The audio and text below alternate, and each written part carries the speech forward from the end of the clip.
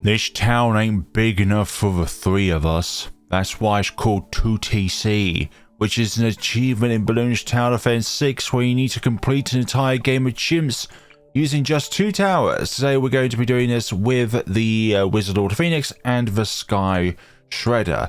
Something a bit tamer today in comparison to my previous video as of the time of this recording, which involved Adora in a 2-tower chimp scenario.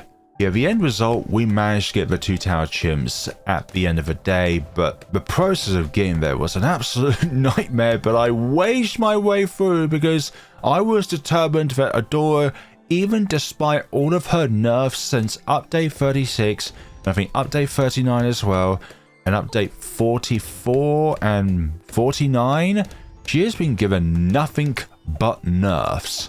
So I thought, hey, let's see if the Golden Justice can be strong enough so that it can do a 2TC with Adora. And alas, Golden Justice can.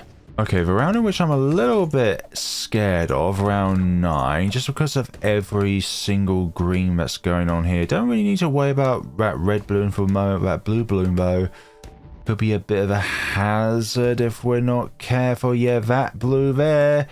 Snipe it. Oh, you aimed downwards. This could be tricky.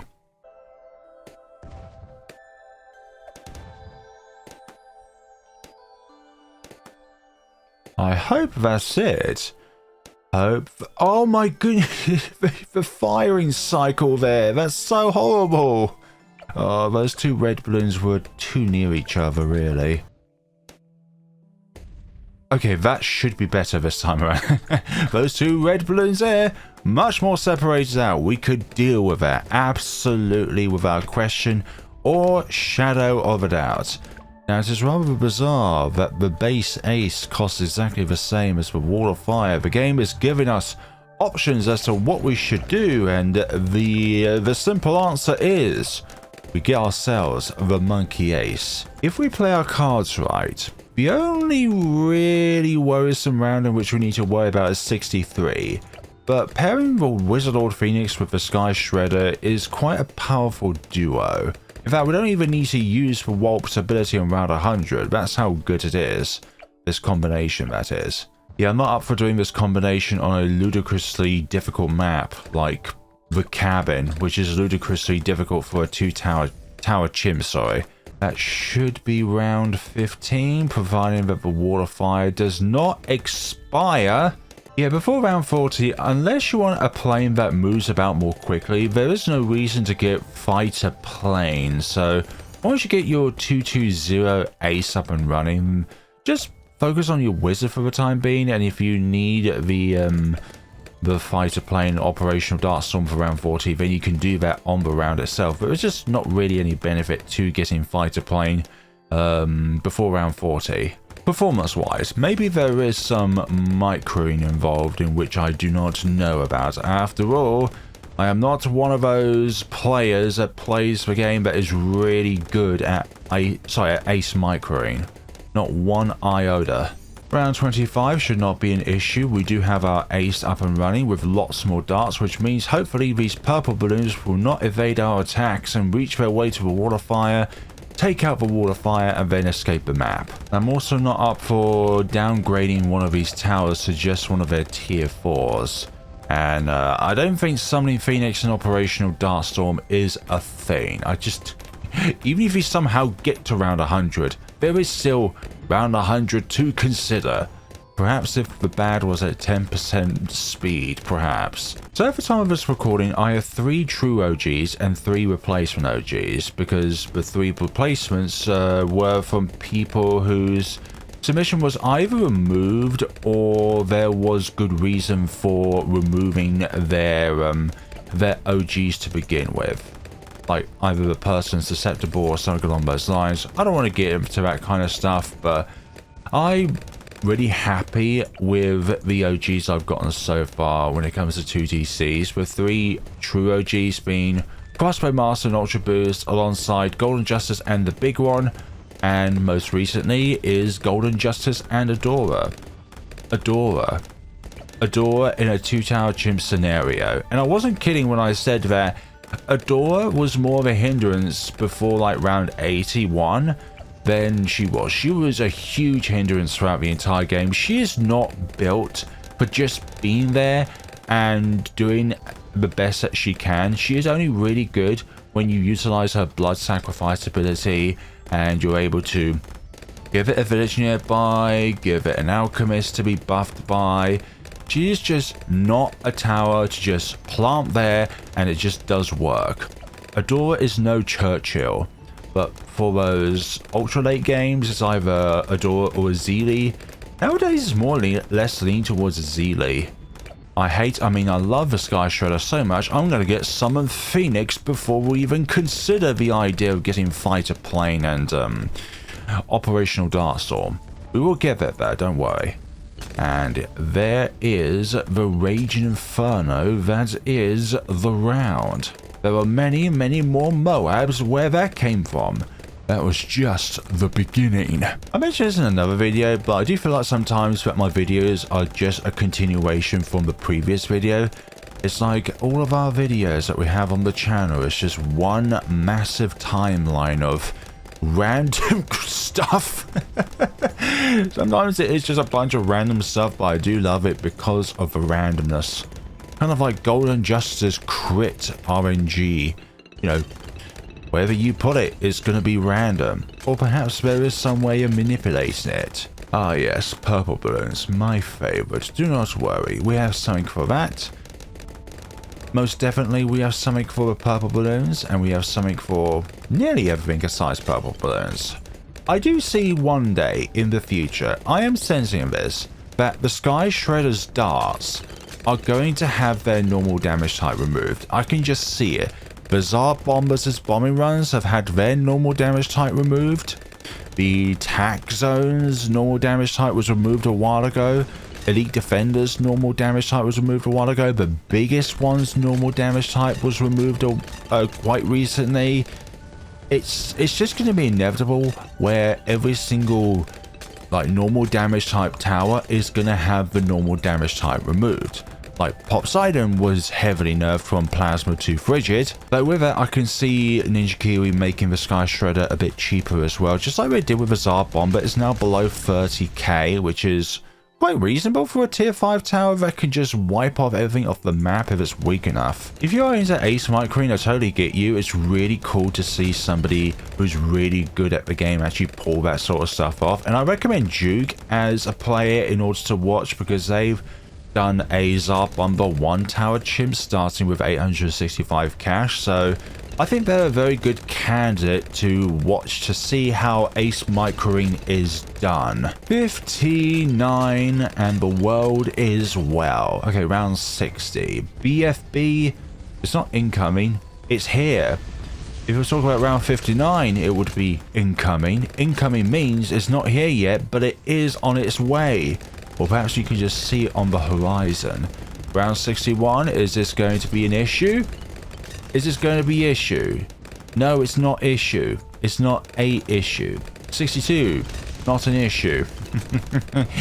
From recent experience, round 62 was one of the rounds. Not a cave collapse round where I feel like the only path forward was trying to climb through the collapsed cave in front of me, but it's the only way forward because, hey, there's nowhere else to go aside from the collapsed cave that's collapsed in front of me, and I need to go through that collapsed section in order to make it to the other side of wherever it is I'm going.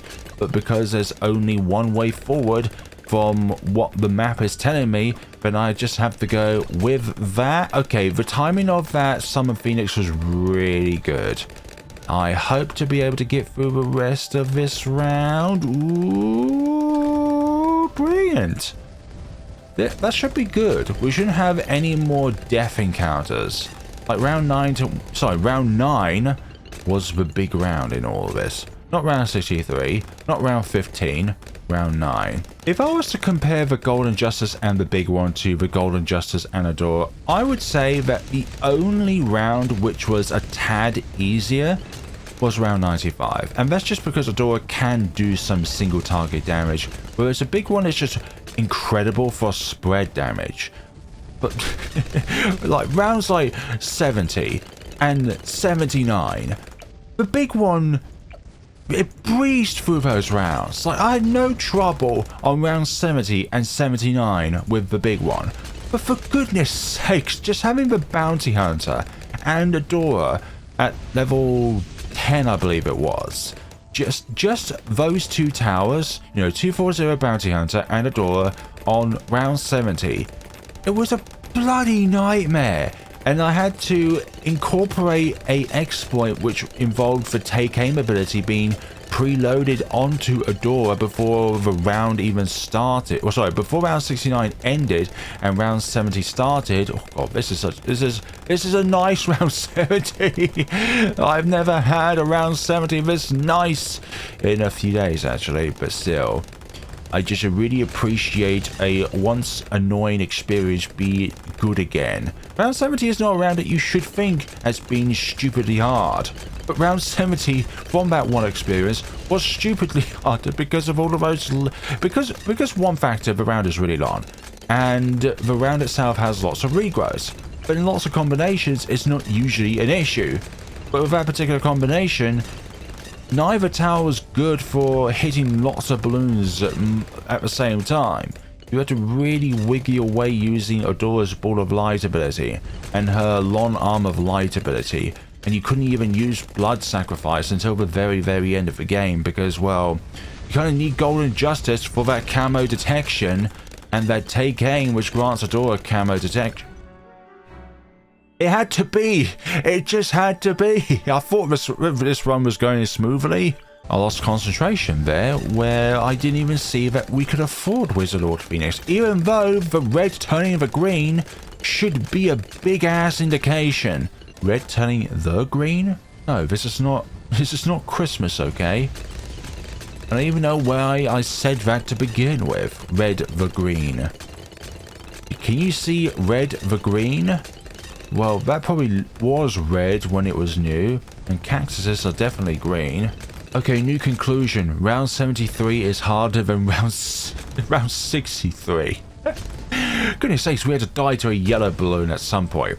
And also from my Golden Justice and Adora run, I will stop talking about this particular run, but I was just so happy at the very end of it because, like, 10 plus hours went into that scenario, if not closer to 20, and I felt like, well, when I get to the end point, when I pop the badness inside, all of that suffering was worth it because we got to the end of the scenario. We clambered way through all of those horrible regrow rounds, and it took me so many attempts to like 96 and 98 as well.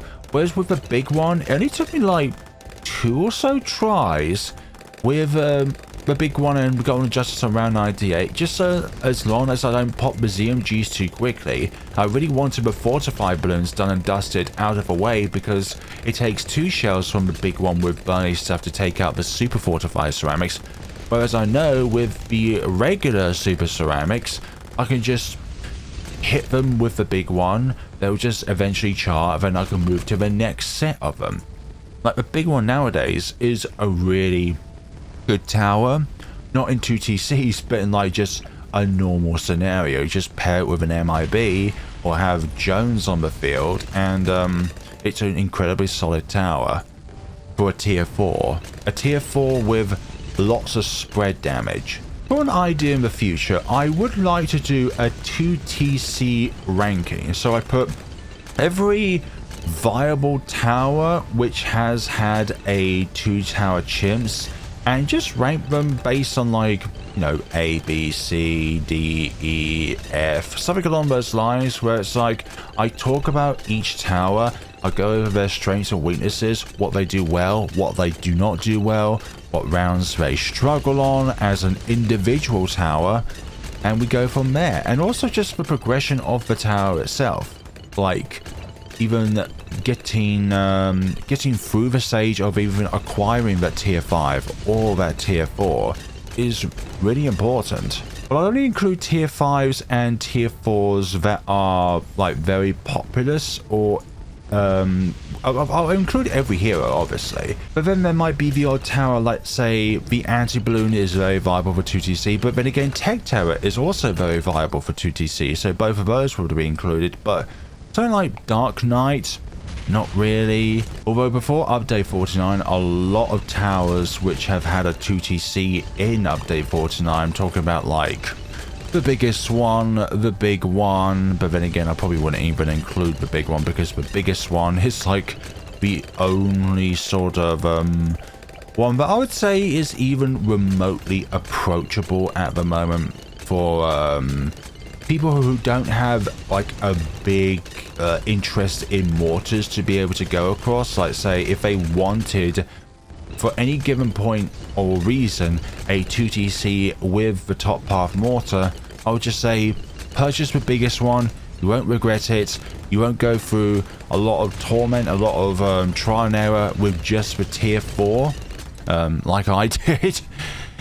DDT's not a problem, and I do like doing a combination which is easy every now and then, just because I give the opportunity to talk about some other things like previous experiences on this game or something else entirely which is not even game related.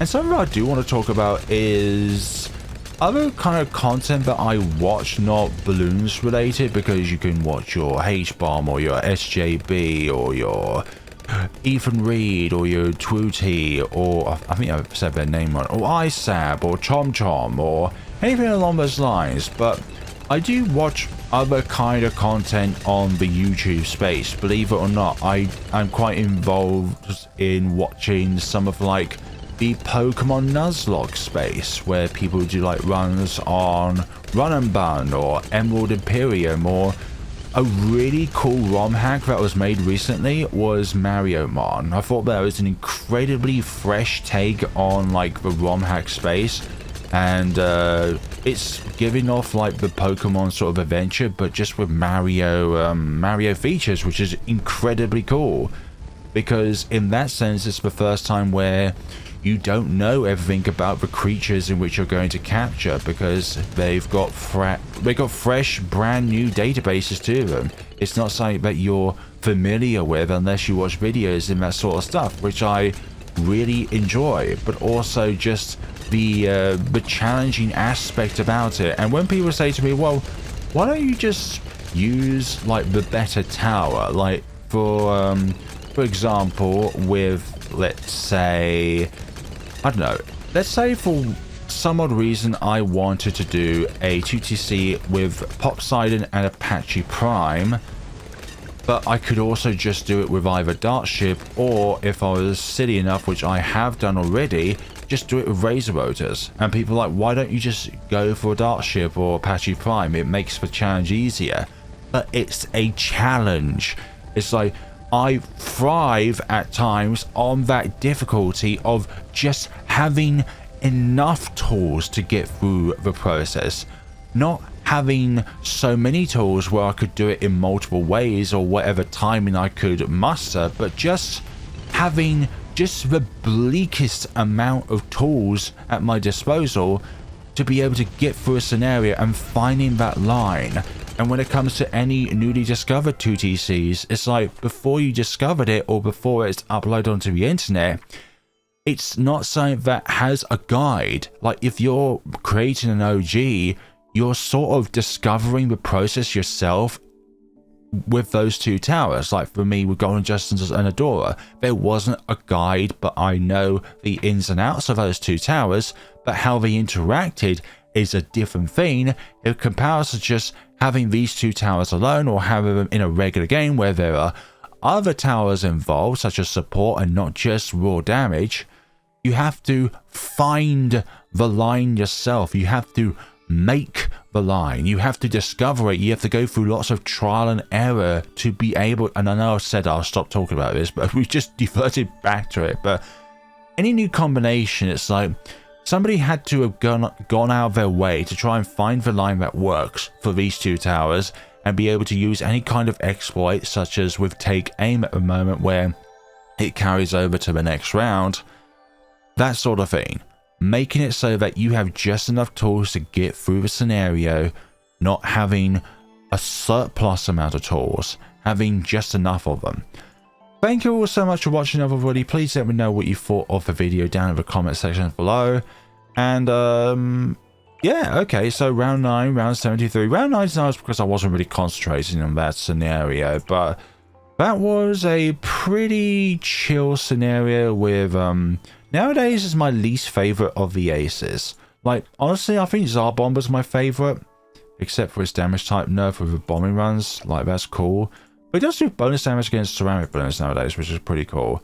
And also with Wizard Order Phoenix, which is yeah, it's one of the 2 TC towers of all time, let's just say that. But there are a few people that makes the Sky Shredder work incredibly well. As I mentioned, Duke and Plips as well, I think. Thank you all so much for watching, everybody. Please let me know what you thought of the video down in the comments sections below. And has anybody tried? Nobody's tried this. Why has nobody tried this? I promise you this is easy. It wasn't easy. Thank you all so much for watching, everybody.